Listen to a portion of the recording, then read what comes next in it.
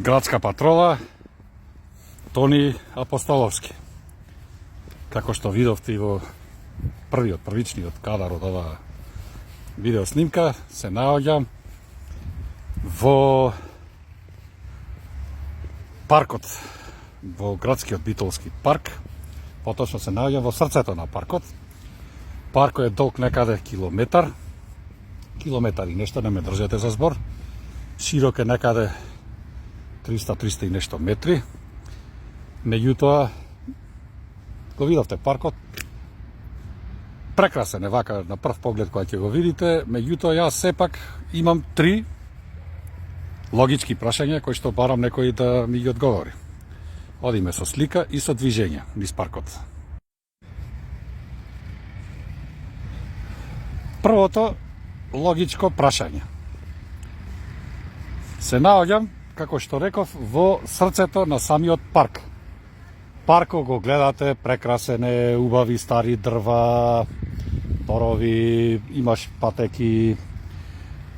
Меѓутоа, имаш и клупи да одмориш се сите работи, тука се и нашите великани од Првата светска и од Втората светска војна. Меѓутоа, се поставува прашањето доколку некој од посетителите има физиолошка потреба, без разлика дали е за мала нужда или за голема нужда. Каде ќе оди? Не е за смење, каде ќе оди? Еве го, паркот, најблиску ви е тука технички факултет, еве го тука, меѓутоа кој ќе ве пушти таму да одите мала нужда да му вршите? Зошто? Автобуската станица во близина, и таа е приватна. И таму кој ќе ве пушти да му вршите нужда? Никој. Се извинувам. Се извинувам, уште еднаш одев, снимам во живо за на TikTok, меѓутоа се јавуваат по телефон и знаете ја прекинува самата снимка. Значи, имате од таа страна кај стадионот ВЦ, меѓутоа и тие не се на паркот. Од тука прашањето до советниците, до председателката на советот и до градоначалникот. Постои ли шанса 2 монтажни ВЦ било каде да се лоцирани во паркот, за да не уринираме и вршиме голема нужда потребната површина, господине градоначалниче, председателка на советот и драги мои мили советници? Колку пари кошта 2 монтажни контењери? Тоа беше првото прашање. Второто прашање. Поставете камери секаде низ паркот.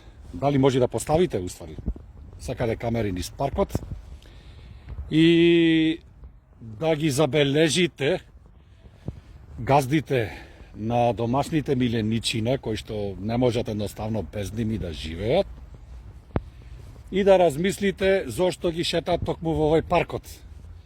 Јас ќе ви кажам многу со прости зборови. За да извршат тука мала нужда, за да извршат тука голема нужда и нормално да се растрчат и при тоа да каснат некого или да се здават со кучината на Анима Мунди. До душегрижниците кои што згрижиле домашни миленичина во домашни услови, кога ќе дојдете во паркот ќе си носите најлончина. И кога вашето милениче ќе се покака некаде, со најлончето чап ќе си го земите, ќе го приберите, ќе си го фрлите во паркот. Рачунајте, например, ако има овдека во Битола, нека има, 5000 души, 5000 семејства, кои што имат домашно милениче, од ними 500, не мора 550 нека бидат, кои што ги шетат миленичината по паркот и тие 50 тука да извршат нужда, не само овдека во паркот, туку и во цела Битола. И при тоа да ги остават гомната на улица или на тревна површина или во паркот, на шо личи бе тоа батина? Видете малце од Германија, од Данска, од Шведска, од Финска, како одма се сери кучето, чеп најлончето во првата канта за отпадоци, го фрла. Кај нас вие сте божемни љубители на домашни миленичина. Далеку сте од сето тоа. И третото, во самиот парк, и одоколу, не ќе да влегам внатре, додам да ги снимам, ова е до Анима Мунди. Имате барем едно 30-40 кучина, од мал калибар, од голем калибар, од се и се што. Некогаш подкаснуваат некого, некогаш си играат со луѓето во зависност од нивното расположение. Анима мунди, земате некои средства, предпоставувам, за вашето здружение од европските фондови, црпите се сите работи, си животарите и пиштите за кучината, леле, мори мајко, синки некој децата ви ги гиба. Еве ќе дадам предлог и до вас. Направете програма за до градот, Битола доставете до советниците да ја разгледат. Значи направете програма за прифатилиште на изгубени или напуштени кучина. Направете програма или стационар за лечење на истите. Ондека има 3 песови, 4 песови, кои што се шетат газдите, нема врска. Направете шинтерска служба, да ги излови сите кучина низ градот и направите живеалиште за истите кучиња кои што гравитираат низ град Битола. Да ве подсетам, секое каснување на куќе на било кој граѓанин,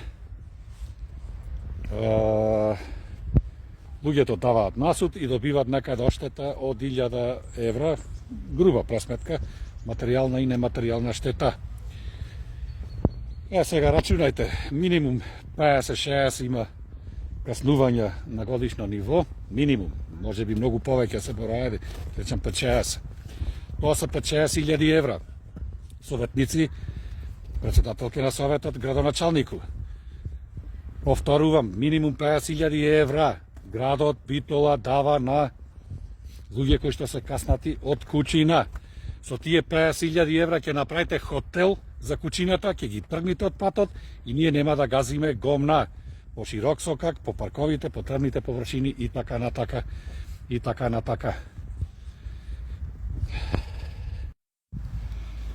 Тоа бев јас, Тони Апостоловски, градската патрола на град Битола, од срцето на паркот, на градскиот парк. Може би уште еден испукан истрел, меѓутоа ако ништо повеќе ве терам на размислување, бе батина. Сите кои што се застегнати со оваа работа, ви посакувам убав ден, се гледаме во наредна пригода. Секое добро.